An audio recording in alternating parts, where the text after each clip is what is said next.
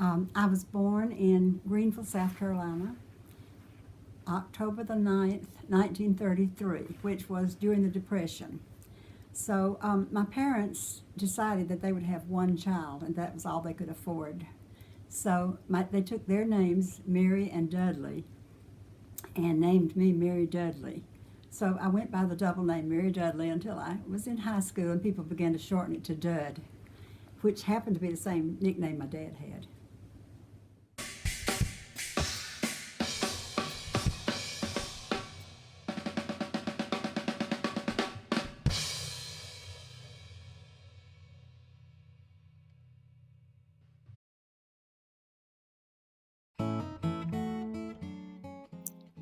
My mom grew up in Greenville, South Carolina, and her dad was a train engineer for 53 years, which was kind of exciting at the time because everybody was interested in trains.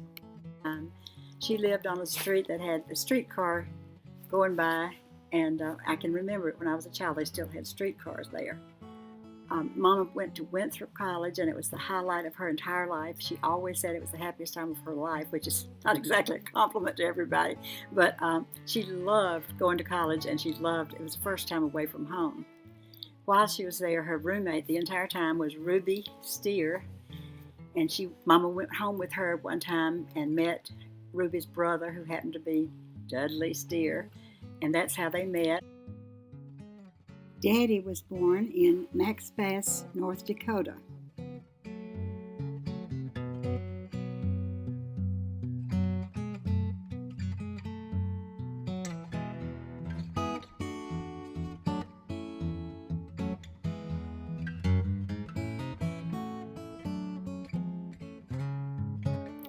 In 1904, a year before Mom was born.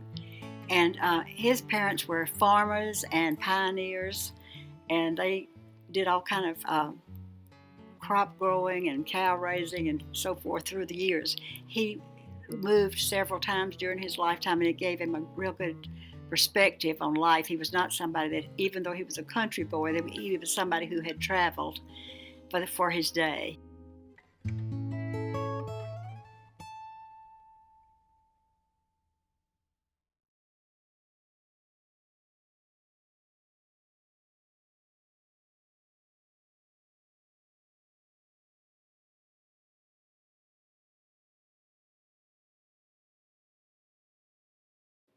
Mama and Daddy went to Montreat, North Carolina for their honeymoon, and it was the beginning of many, many, many years of us all going to Montreat and loving Montreat. They were both Presbyterian, and Presbyterian is what I've been my whole life.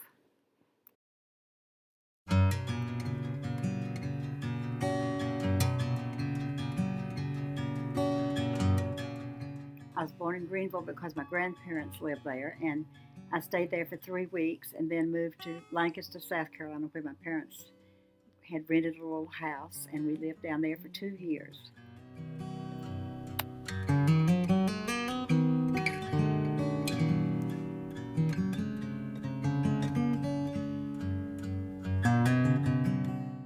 Daddy was a very young county agent in Lancaster, and he ended up working for Clemson College for 43 years after that.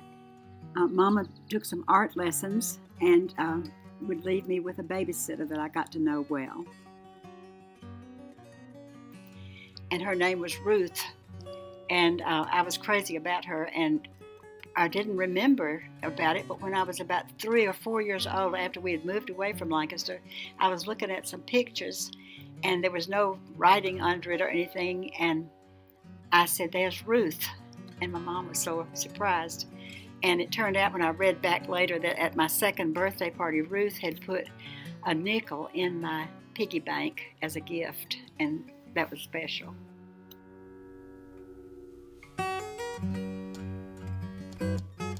I don't remember many things about being in Lancaster since we left when I was 2, but I do remember sitting on these tall steps and singing songs with my little friend that lived 2 doors down, and her name was Sarah Hart. And I would tell Mom about that I remembered singing there, and she said it was Sarah Hart's back steps. And she remembered us singing real loud, I've got the joy, joy, joy down in my heart.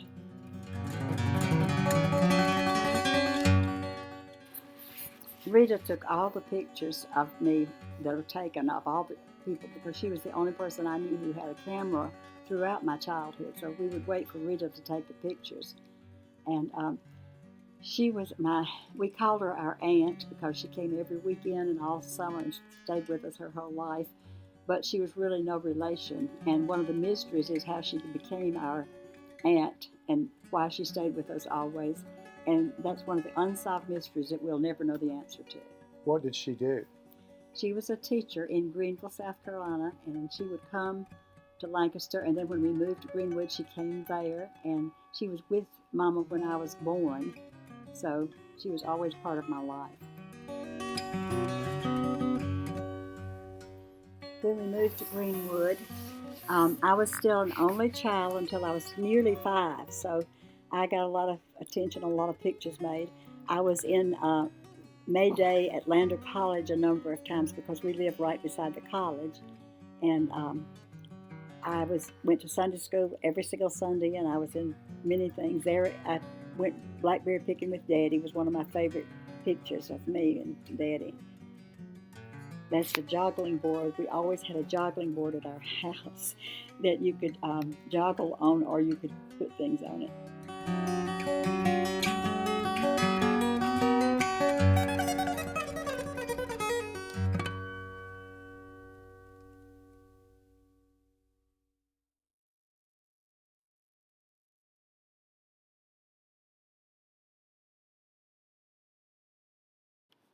We went to Montreat just about every summer of my life as I was growing up, and we would rent an old house and just have fun there because it seemed so cool in the mountains before air conditioning. I have a lot of pictures of Rita's dolls. Rita collected dolls from foreign countries that were authentically from those countries back then. Rita was very protective about her dolls, and Claire and I inherited them, and they've been in boxes pretty much ever since because we haven't known what to do with them. But I did sell one for $1,000.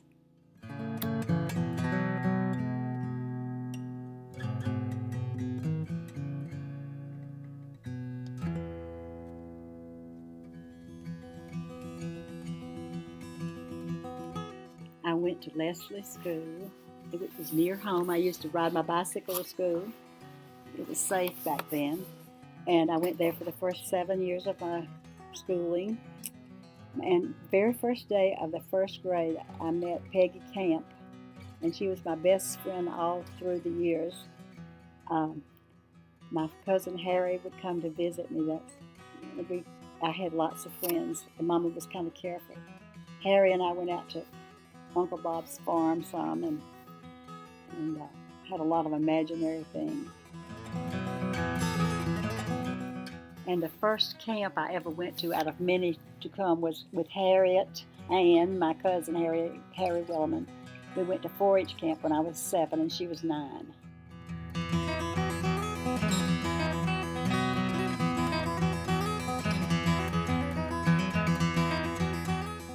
The summer before I was 5, I had a little sister, Claire, born, and I was so excited about it. They didn't tell me anything at all until about a week before she was born that I was having a sister or a baby, that we were having a baby. The only thing I knew was that Mama was drinking beer every day. She hated beer, and she would drink it holding her nose. But for some reason, the doctor had told her to drink a beer every day. So I didn't know until many years later it was because she was expecting Claire. Claire was a real shy little girl. She would run when people came up to her and hide her head in Mama's skirts. And she was real playful and happy and all at home, but she was shy out in public. Her name was Claire because she was named for Rita, whose real name was Clarita. And Rita tried to take her over. She just adored Claire. Claire and I were close as sisters, but the distance, we were hardly ever in the same school at the same time, and really became closer as far as friends after we grew up. We moved to a new house when I was in the 2nd grade, and it was 223 Grace Terrace, in Greenwood, and it was the house that we always considered the old house or the one that we grew up in.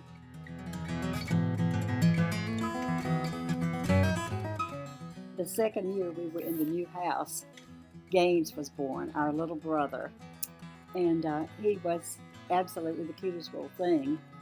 He was spoiled from day one, but we had to go with it because he was the only boy.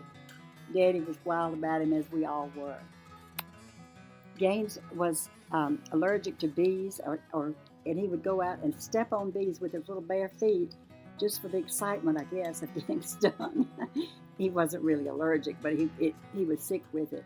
He had boils, though, which were really serious, and for years in the summertime, he would have these awful boils. And I guess that's why he was a little bit spoiled, because we all hated that so much. He got into a lot of mischief. He was always into something. One time he almost, a new house was being built, and he took some matches and some little boards and tried to start a fire in the house. Of course, it did not start, but he got into a lot of trouble over that.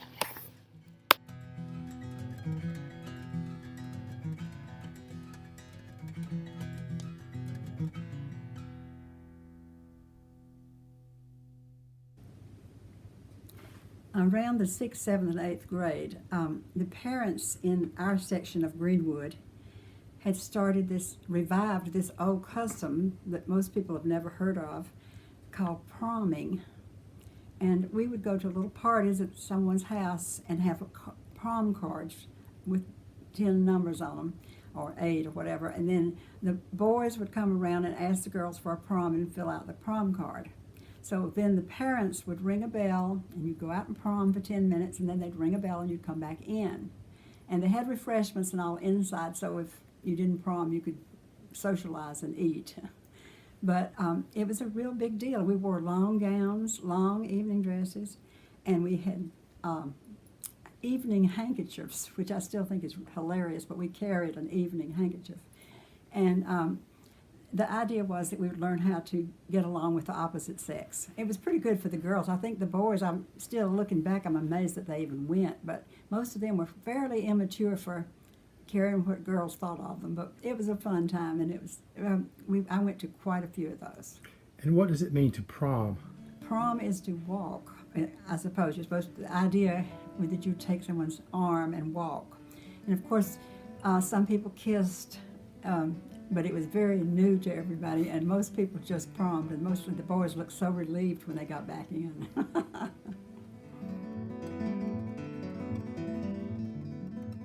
Some people are surprised that I was in the 4-H club, but I was for quite a few years. It was Daddy's idea. Daddy bought a cow that he used for milk, and it was my calf, and it was my club project. But mostly he did the work. But I went to the fairs and various exhibits and showed my cow, whose name Louise Ola B. She was a registered cow. But Louise turned out to be pretty cranky and hard to show, but still, the night before the fair, I would go in and we would wash the tails, and so they would be pretty the next day. We would shampoo the tail and plait it, and then the next day we would go and unplait it and comb it out so they would have ruffly tails for the show.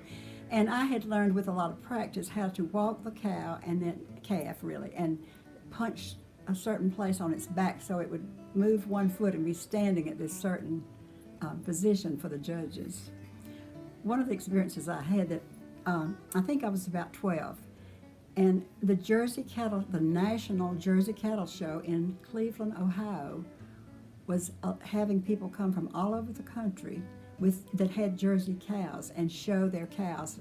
I have no idea now what the purpose was exactly, but my cow got to go, and so I went. Daddy didn't go. I went with some other 4-H folks, and the night of my cow showing, Louise took off in the ring with me holding on, and I couldn't stop her, and it was very embarrassing. Everybody was standing at their poses, but a guy from our town came up with I think a broomstick or something like that, and hit Louise over the horn area and dragged her off out of the ring. So that was my great showing at the National Jersey Cattle Show.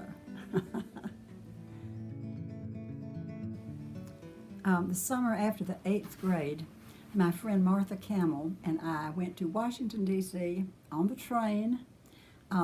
Martha's older sister Jean had a job in Washington, and she had an apartment with 4 girls. And so she was more mature than us, but still, it was girls together, really. But she worked every day, and so Jean had made out a schedule for us. So every day, Martha and I would look at the schedule, and we would take whichever bus or walk to whichever corner and go to whichever museum or the Washington Monument or whatever we were going to for that day. And we would go by ourselves the whole week. We never had an adult with us. We saw everything in Washington and had the best time. And we would eat wherever she said. I mean, Jean had it planned, but we were really on our own to follow it. And we never did get lost that I remember. Jean happened to be dating at that time a senator from South Carolina. So Martha and I went out several times and ate supper with our senator at night. One evening, with the 3 of us, took a little cruise on the Potomac. And that night, it was a place where everybody danced. And some guys asked us to dance and stayed with us and hung out that night. We never saw them again or expected to. But later on, the picture of us on this cruise with these guys standing around us just shocked my mother to death, and she was just horrified that I had gone up there to Washington and picked up guys and everything.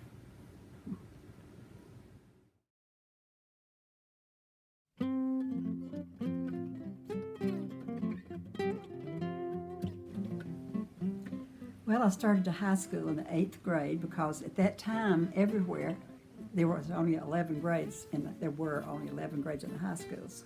But when I entered the 8th was the very year that they added the 12th grade on, so I went 5 years. And it was perfectly okay. I enjoyed it.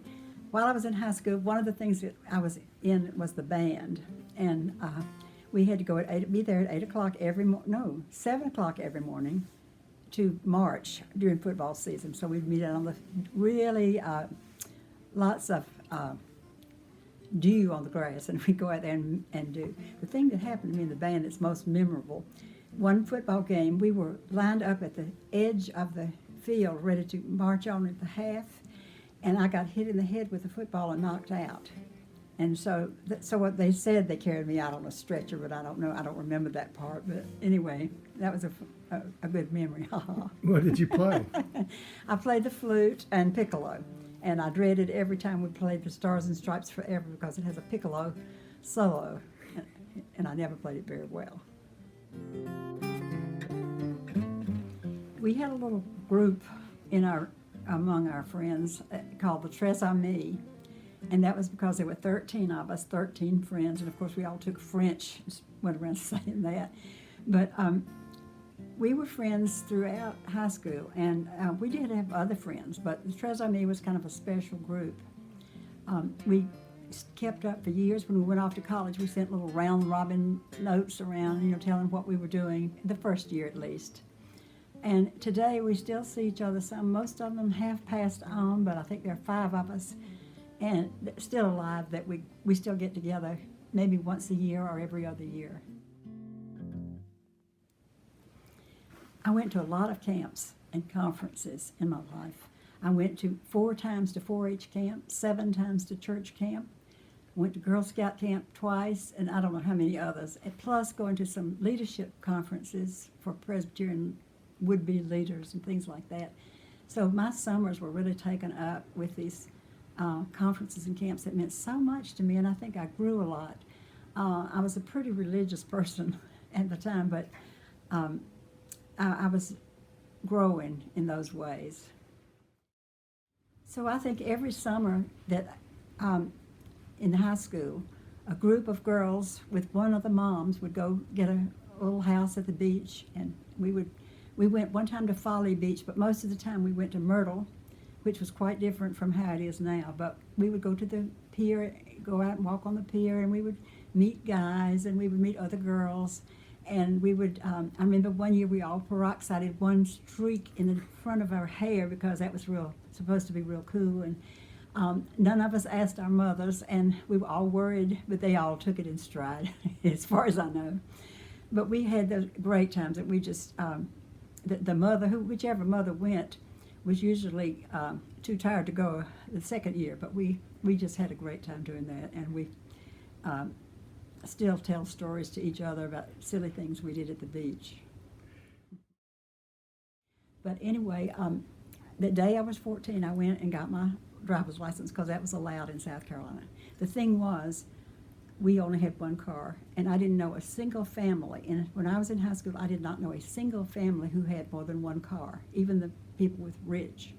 So, I mean, you'd get to use the car maybe once a week to go to a church meeting or something, a group of people. But I had one friend, Peggy, my best friend, had a car, and it was a little dilapidated car, but we all went around in that as much as we could. Did you have chores? Yes, especially on Saturdays for us. We cleaned the house and all on Saturdays, and we often had, Mama would have a black maid that we liked very much, loved in fact. But she would come and she would do washing of clothes, hanging them out on the line, and then sometimes iron things. We all ironed also. But mainly Claire and I did the dishes, and she likes to tell that I got phone calls during the time to wash dishes, and she did all the dishes, but that's really not true. We both did the dishes. So you said you had a black maid. Where you lived in South Carolina, were there lots of African Americans? Yes, Greenwood was about 50%, still is about 50% African Americans, and they had a separate high school from us, and we just accepted, I'm sorry to say, accepted things as they were. My parents were very kind to black people and so forth, but they were part of the tradition, part of the culture, and we grew up that way. And I became more and more conscious of the race problem as I got in college and went on.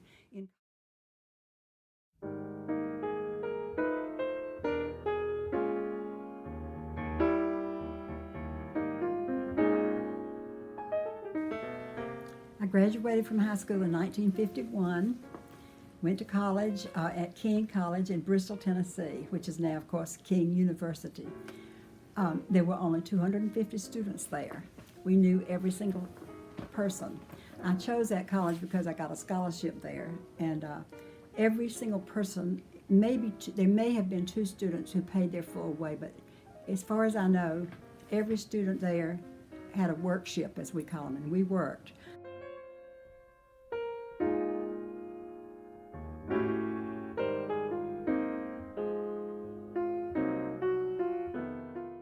My first roommate was Virginia Smith, and we were lifelong friends. She and her husband, who also went to King, lived in California their whole life.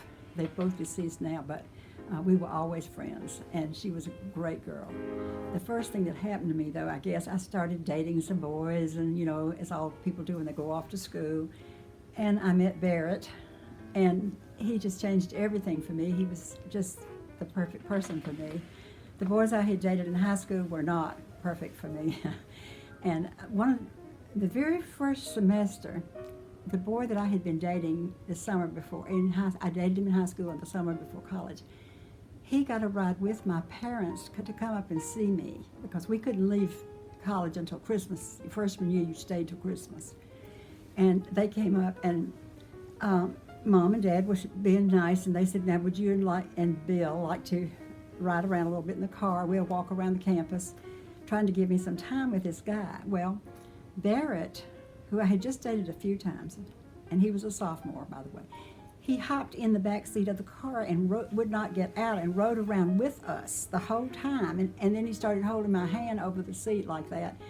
And so we just it just worked out, and we went back soon. And when Billy left, he said, well, I guess I got the message, you know. And I hadn't really planned on breaking up with him exactly. I wasn't quite that far along in my thoughts, but Barrett was like that. He just decided I was the one for him, and he didn't let me go off with my old boyfriend.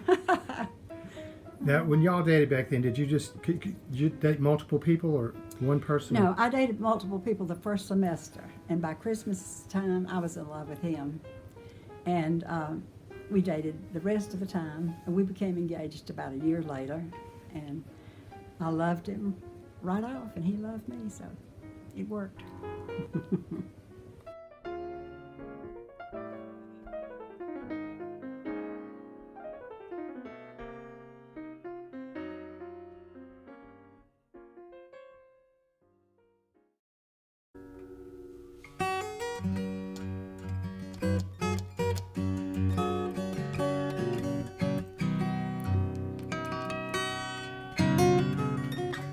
When we graduated from college, I was trying to finish in 3 years, but I still lacked 1 semester of summer school.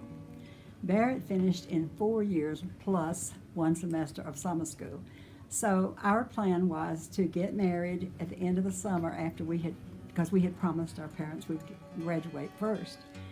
But he had a job for the first of the summer, for the first 2 months of summer at Lookout Mountain, Tennessee, and he was going to be the youth person to coordinate games and stuff for the very fine Presbyterian church up on Lookout Mountain, Tennessee. And so the day before he was to start on June the 1st, and so 2 days before he was to go, which was 3 days after we graduated, I was at his home in Anderson, and he was talking to the minister that had hired him. And Rev said, "I wish Dud knew how to type, because I've lost my secretary and I could really use a secretary during this time you're up here." And Barrett turned to me and I said, "Well, I can type, and I mean, I can do that." And so he hung up the phone, and we just decided to go ahead and get married. So the next day we said, we're going to get married tomorrow. And we had planned to get married at the end of the summer and have a church wedding and all that, but it was driving our parents crazy thinking about it. So we just decided to do that, and it was on a Saturday that we made the decision. So Barrett's dad, we were over at his house, and he said, "Well, I'll call the judge and we had to have a 24-hour thing from the courthouse, permission, whatever it was, license." And he said, "I'll call the judge and take care of that." So we didn't have to wait till Monday or anything, since he was starting to work on Monday, June the 1st. So we went, maybe it was Tuesday, June the 1st, I believe it was. Anyway, so then we went down to Greenwood and told my parents, we said, "We're getting married tomorrow here in this house." And my dad had painted everything because we were going to have a wedding and stuff. But instead of a church wedding, we got married right there in the house. They called all the relatives. We invited only relatives except for 3 of my college friends that came. And Barrett's daddy got that. Barrett he liked to tell about going and finding a suit that day, and he had to have it altered, and it was at Belk's in Anderson. And so the man said, "Well, I can throw your suit in there with some funeral suits we're having to alter and get it done in time." So he got that on Monday. It was on Monday. But I may have the days of the week wrong. Anyway, so I went to town and got a dress to get married in and a dress to wear away, because you had to have a going away dress. And we had a lovely wedding right in my living room, and the florist brought some. Mama talked to the florist, and the florist said, "I'll bring in these beautiful white candles and white flowers and everything, and then after the ceremony, I'll take them away and take them to another wedding, and you won't have to pay but $15. So that's what they paid for the flowers and candles. And all of my relatives came, and Barrett's relatives. Some of them was the last time we saw them, actually, was at that wedding. And then we got in the car and went to Decatur, Georgia, where the very next day I had an interview for a job. I may tell that later.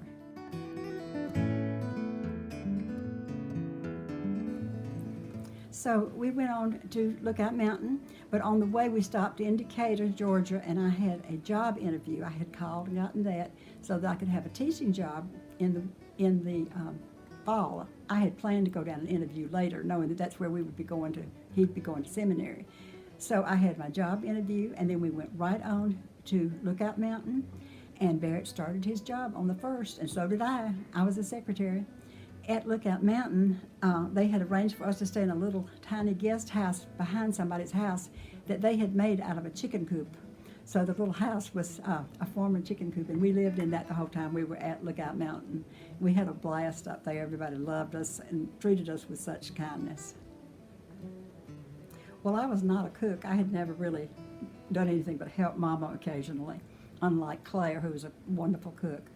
Anyway, so I had gone and gotten some groceries and was planning the first meal I was ever to cook as far as a whole meal goes. And I was, okay about it. We were living in that little house and chicken house thing. Barrett was at work, and so when he came back for supper, he says, "Oh, by the way, I ran into your old friend that you knew from Greenwood, Tom Keller, who's in the service up there, and I invited him to eat supper with us tonight." Well, I nearly panicked. I had never cooked a meal, and here I had this guy coming that knew me from Greenwood. And so what happened was, while I was doing this, I stuck an ice pick through my finger, all the way through my finger, went ahead, served the supper, never even knew it until that night. I knew it hurt, but I looked and you could see where it had gone in and come out, so that's how nervous I was, but I guess it went okay.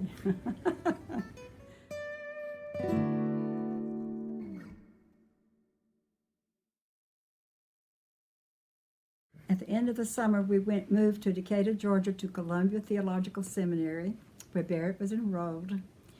And at that time, he had enrolled planning to be a Christian educator. There was a course you could take, a one-year course in Christian education. And so I was going to teach that year, and then he was going to probably do recreation in a church or something like that. That was kind of his leaning. But we hadn't been in there 2 weeks till he decided, I don't know whether someone discussed it with him, but he decided he wanted to be a minister. He had been toying with that idea, so it was a 3-year course, 3s instead of 1. But I did teach the first 2 years, and the 3rd year we had a baby, and we lived in an apartment off campus. But the 2 years we lived on campus, I have to describe this. Each floor, it was a tall building, and each floor it was 3 or 4 stories. We were on the first floor. There were 4 bedrooms on each side of this lobby that you entered, and 1 bathroom. So in each of the 4 bedrooms was a couple, all of us newlywed, and we all shared a bathroom, and that was for the whole year. But they did have lavatories in the rooms, so you could wash up, put on your makeup and everything there. But that was kind of wild when I look back at us all sharing the bathroom. But we were all naive, I guess. We just took everything as it came, and we just had this one room with a bed in it and a closet. Our closet had roaches in it, and I had never had that, and they ate some of my clothes. But I taught school for the first 2 years in DeKalb County. And I taught 2nd grade. I was so lucky to get 2nd grade because I had a wonderful 2nd grade experience in college in my student teaching. And Barrett went to seminary and loved everything. He didn't love Greek and Hebrew, but those were required. All ministers had to take Greek and Hebrew because that's what the Bible was written in. But it was kind of stylish to have children. Everybody was having children. There was nothing said about limiting your family. So there's some pictures, I think, of several of the wives, all pregnant at the same time. And we had a lot of things in common that we shared. That 2nd semester of school, I was so nauseated, and I would go by a doctor's office on the way to school and have a shot so that I could teach, because that was our full income, what I was making. And then later, the 3rd year, when we were in a little house and I had a baby, Barrett had 2 churches that he had to travel to each weekend in Anderson. So he would go every weekend. He would leave us and go preach at these 2 churches. So that was our income for that year. So we kind of had it hard, but we were like everybody else, So we just didn't. It was just something you did.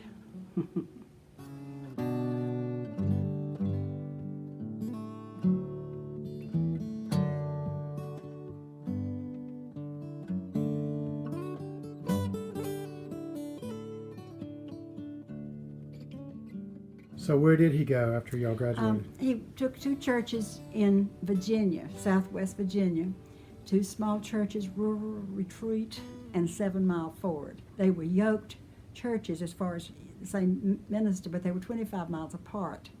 Marion, Virginia was halfway in between, and so he would go through Marion, and he had Sunday morning, Sunday morning, Sunday evening, and one he had a Wednesday service and the other one a Thursday service at night. So he had a lot of preaching to do. You had to learn real fast how to do that. These churches were very traditional, of course, and the preacher's wife was supposed to be a little helper and a sidekick for the preacher in every way.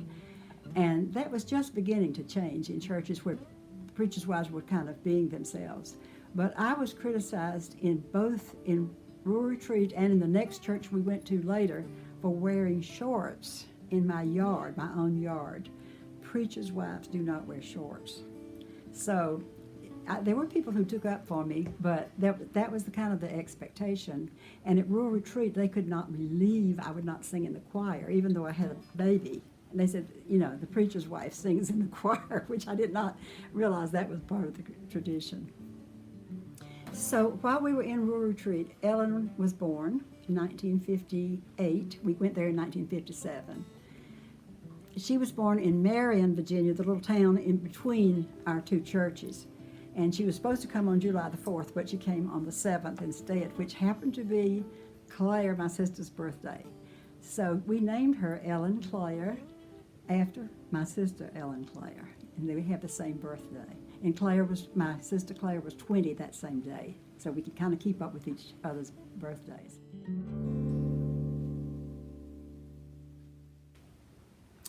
We moved to Kingsport in 1959. A nice little brand new house in a little brand new section of town, and there were no Presbyterians. There was one Presbyterian family in the entire new development, which was called Midfields. It was brand new. Our house was brand new. No one else had ever lived in it. And Barrett went there to a little church that was a chapel of First Presbyterian Church in Kingsport. And First Presbyterian had always had chapels that would then later become churches. But this little chapel, Fairview, was beautiful, brand new. In fact, when we moved there, it wasn't even finished. But it was such an industrial neighborhood. Just almost everyone there in the whole place worked at Tennessee Eastman or some other working man's job. And so there were not people with Presbyterian background. And that made it kind of hard to start a Presbyterian church there. In Kingsport is where we had our two sons, and they were both born on Thursdays because that was the day the doctor would induce labor. I just remember that because they were always late. My babies were late. George Barrett Gilmer III was born in June 1960, and it was such a pleasure to the people of the church. They just adored him from day one, and when he was this little toddler running around, the men at the church would give him money and carry him on their shoulders and everything. So George just loved going to church. He had no idea what it was about.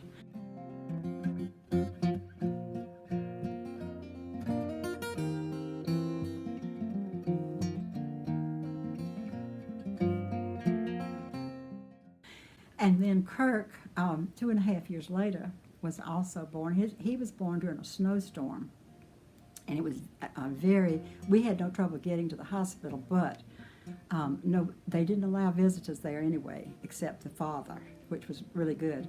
But we really enjoyed it because when we brought him home from the hospital, nobody could come visit us. There was such a big snow for quite several days. And every time I'd had a baby before that, we were just flooded with congregational people coming, bringing gifts and coming to see us. And it would be so hard to get adjusted to this new baby. So when Kirk was born, we had this quiet time with our new baby. But we went to church every time the door opened. It never dawned on me we had a choice. We went to Sunday school, we went to church, we went to Wednesday nights at the First Presbyterian, because that was part of our assignment. And we went to any extra service that was going to be. I would dress all the children and take them. And usually they were pretty good. We had one time that we had to give a little spanking on the way home, but I think that's before Kirk was born, and George was a baby, and we told the girls we were going to break a switch and switch them because they'd been so bad at church. Well, I'd never done that before, but I'd always heard of people switching people. And then Barrett and I drove around and with the girls in the back crying and everything. And we could not find a switch anywhere. Everything was just these cleared lots, with no trees or anything. And in the end, we got really tickled and we didn't do anything. But that was my only experience with switching children.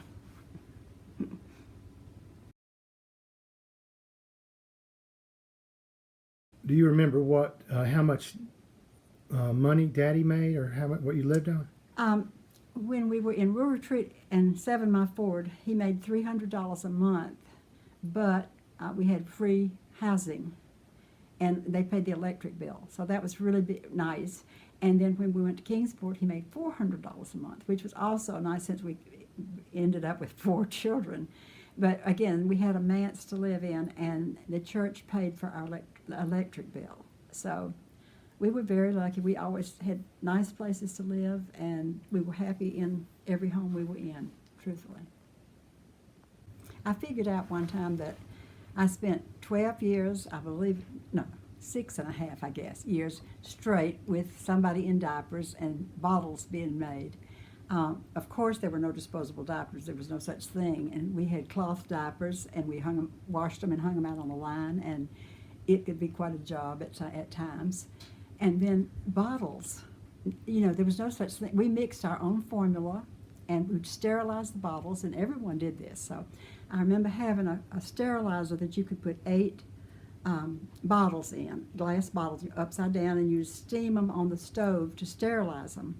And then you would have the formula, which was canned milk, like carnation milk, and Karo for sweetener, and boiled water. And you mix this together and put it in the 8 bottles. And of course, you would sterilize the nipples and put them on. And then you would keep them in the refrigerator until you need to give a baby a bottle. Then you would take them out and heat them in a little water on the stove and have to get it just the right temperature. Well, when Kirk came along, and this is something I'm almost ashamed to tell, but he was number 4. I'd already been through all that with the others. I decided not to heat the bottles and just give them to him cold out of the refrigerator, like cold milk. And so I did. And he drank his cold all the time. I never did heat his bottles. And when anybody would find out, they were shocked. They thought he was going to die or something. But he just loved them. And I decided, I guess I was ahead of myself there, but I just was really tired of fixing the whole thing, getting it cold, and then trying to get it the right temperature. So I didn't. Did you read to us or have Oh gosh, yes. sing or anything like that? We sang all the time. We sang in the car, we sang at home. I love singing myself, and I guess it was a prerequisite for the rest of our lives at camp, but we sang all the time, and I read stories every single night, and told stories, made up stories.